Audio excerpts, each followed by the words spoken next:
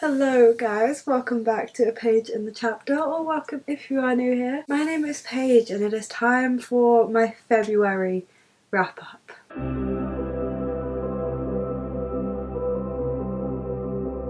Like the month of February, this wrap up is going to be short and sweet because I only read 3 books in the month of February. I started a 4th and one of those books was over 600 pages long, but it was still only 3 books. Not my best reading month ever, I will say. So I post a TBR and a wrap up every single month without fail, unless I read absolutely 0 books, because that would be a waste of time, but that hasn't happened since last April. I post one every single month, and if you guys want to check those out, you can find them in playlists entitled TBRs and wrap-ups. So creative, I know. And you can also feel free to hit that big red subscribe button down below to stay tuned for future content. I upload twice a week on a Wednesday and a Friday, so there is no shortage of bookish content here for you to enjoy. And then you don't have to worry about searching for these videos, they'll just pop up in your subscription box twice a month. So why not do that? It's a nice vibe here.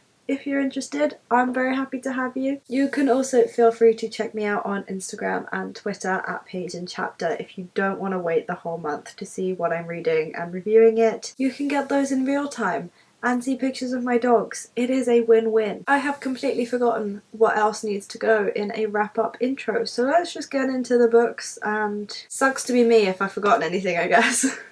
So, I forgot about this, but I've just remembered. I actually started the month off with a DNF. So I started reading The Lockin by Phoebe Luckhurst. I was in the mood for something light and fun, but unfortunately this didn't really strike me. I made it about half the way through and I just couldn't do it anymore. So the reason I originally picked this book up is because it is quoted by Emma Gannon, the author of Olive, and I adored that book. It was one of my favourite books of last year. I loved it so much. And so I owned this book. It was light, it was fluffy. I was just really in the mood for a summery contemporary. The sun was shining, like it was just what I wanted. This book follows a group of friends and they all live in a house together in South London, and they have a very, very messy drunken night, and then when they wake up the whole downstairs of the house is flooded and they accidentally get locked in the loft along with one of their one-night stands. It's a very awkward situation. It's a very bad morning after. I thought that it would be more fun than it was. The problem was that I just could not vibe with any of the characters. I really didn't like any of them. They were very flawed characters, which is not always a bad thing. I just didn't find myself caring if they got out, if she ended up dating the one-night stand. Like, I actually just kind of thought that they were all really mean to each other and perhaps shouldn't have even been friends.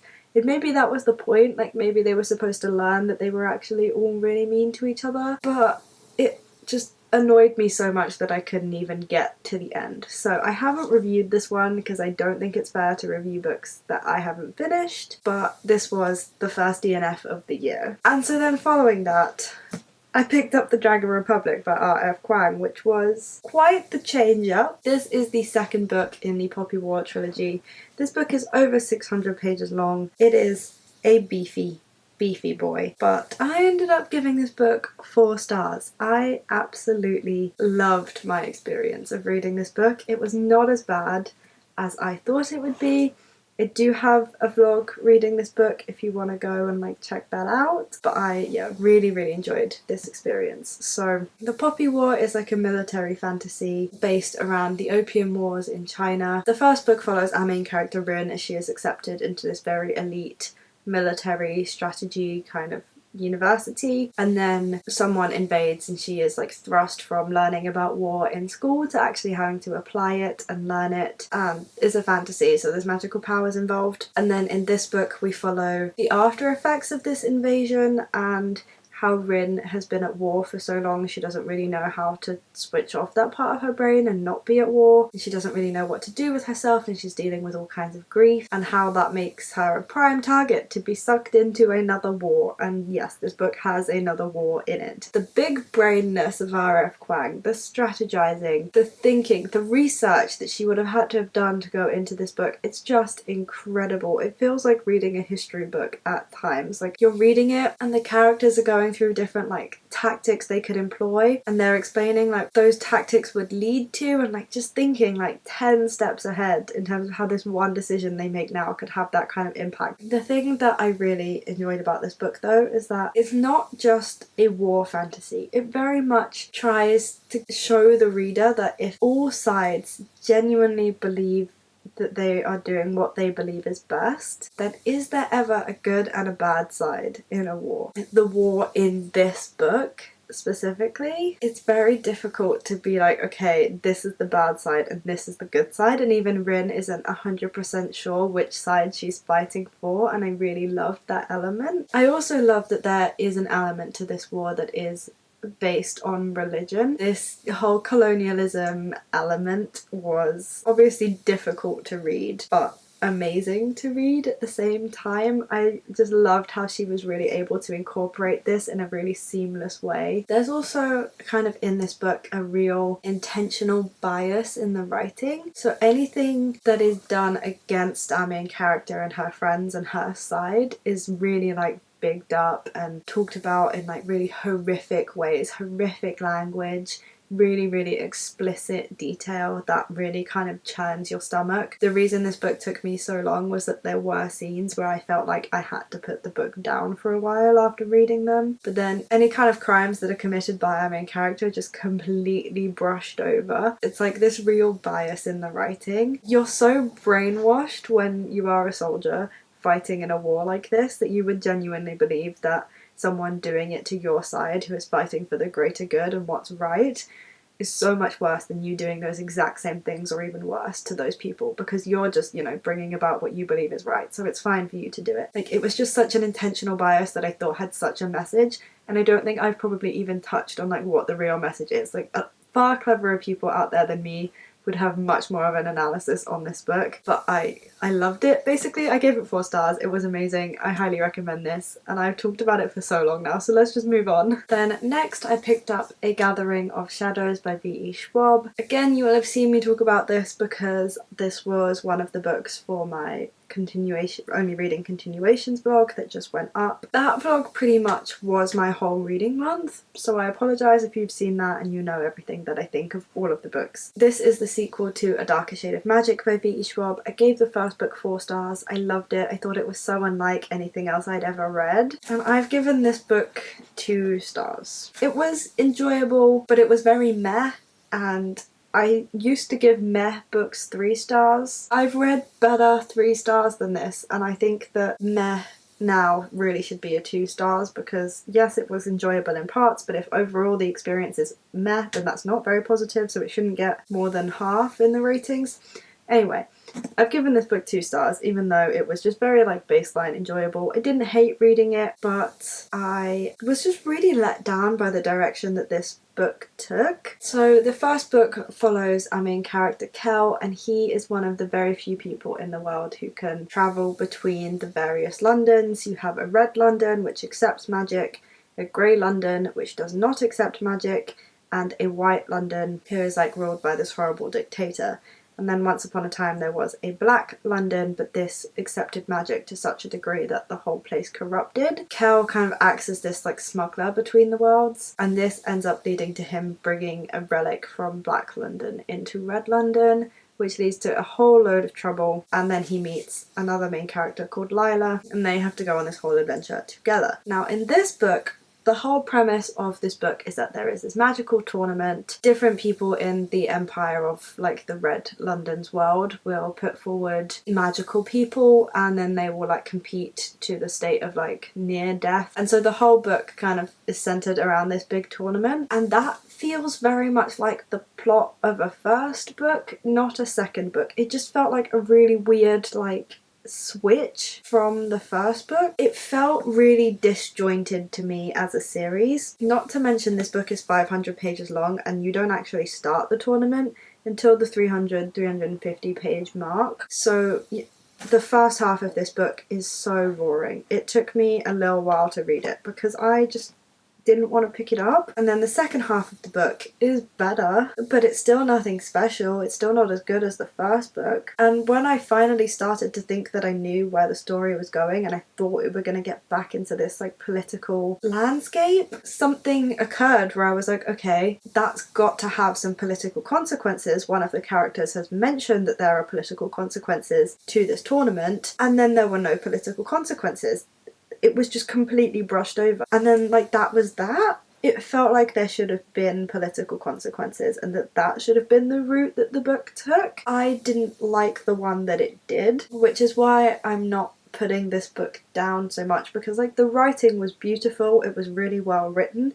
It was just more so that I personally did not like the direction that this series is taking. Will I read the third one? Yes, of course I will. So I'm not saying that they're bad books, I'm just saying that the first book for me was more the type of fantasy that I want to read than this one. And whilst this one, you know, does have its issues, I don't think it's objectively a bad book. I don't think V.E. Schwab has the ability to write a bad book. It was just really not for me. I found it so boring after reading the events of the first one. But I am intrigued to see if like the third one picks up again, and maybe the third one will deal with some of these political consequences that even I noticed in this book, and I am not that big brain. Maybe we'll get there. I don't have much more to say on this one. And so then, as you will know, I picked up The Hand on the Wall by Maureen Johnson, which is Truly Devious Book 3. This is really the final book in the trilogy. I know there is a fourth book, The Box in the Woods, but The Box in the Woods isn't set at this school, isn't following the same mystery, isn't following like the same people. So like I'm pretty happy to say that this is like a trilogy and I have finished the trilogy. But anyway, I really enjoyed this book. This was my favourite of the 3 Truly Devious novels that I have read. The first one felt too fast-paced for me, a bit too YA for me. The second one I really enjoyed, and this one just even more so than the second one. I gave this a 4 stars. I had a great time. I read it in a day. Like, I could not put it down. I was really satisfied with how the mystery wrapped up. I didn't see it coming. I feel like some people might be a little bit, you know, oh, that was like a bit of a boring reveal. But I was actually really satisfied with it. So I will be reading The Box in the Woods just because I really like Maureen Johnson's writing and it's so easy for me to read. But I wouldn't say that it's a truly devious novel. I really think that the branding of that book is dodgy. I highly recommend this series. I will probably go back and reread it to see if I can like spot any clues now that I know what the ending is, and just because I had so much fun with it. So I do really recommend this.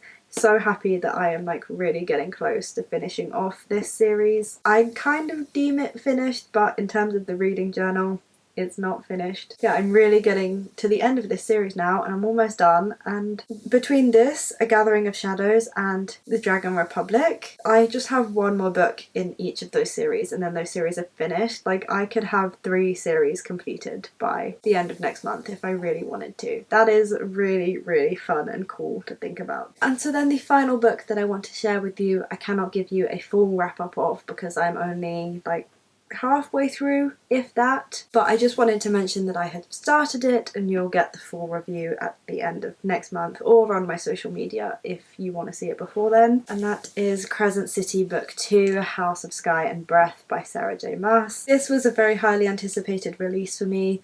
A very highly anticipated release for most of the book community, I think. Like, there's not much that I can really say about it. I will say that I think I'm finding this book a little bit more boring than the first book. The first book had so much kind of tension and a will they won't they to Bryce and Hunt that made the fantasy elements fun, because it was like, okay, I want to read you guys in the fantasy settings because I want to get to the romance parts, and this is missing that, and it's not as fun at the moment. But as I said, I still have a long way to go, so I don't want to judge it too much yet, and there are parts of this book where I am like grinning from ear to ear, like really enjoying it. It's definitely not as good as the first one to me, but I am still enjoying it so far. I do think it's fun. I'm getting through it quicker than I thought that I would. I think the writing is actually quite big, the pages are quite thick, so it is an 800-page book, but I wouldn't say that it's taking me any longer than the Dragon Republic took me to read. I'm really happy that I was at least able to start it in February, because so many people have already finished it. I've heard a lot about the ending. Given I was so excited about this book, I don't want to be like the last person in the world to read it. Really excited about this one.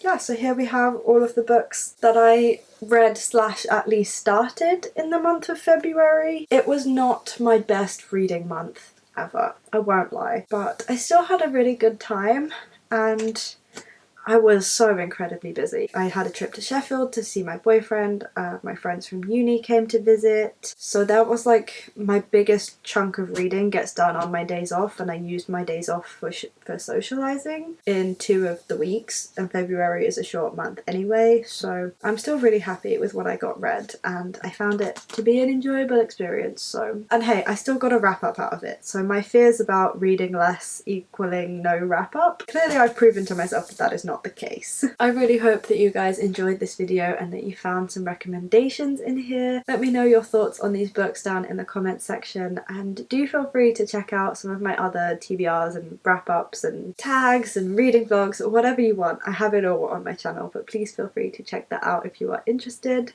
It's always very much appreciated when you do. Do feel free to hit that big red subscribe button down below as well if you did enjoy this video. We're all having a great time here, and I would absolutely love for you to join the community if you are interested. I hope that you guys are having a fantastic week, you are enjoying everything that you are reading, and that there are no reading slumps in your future, and I will see you for my next video. Bye guys.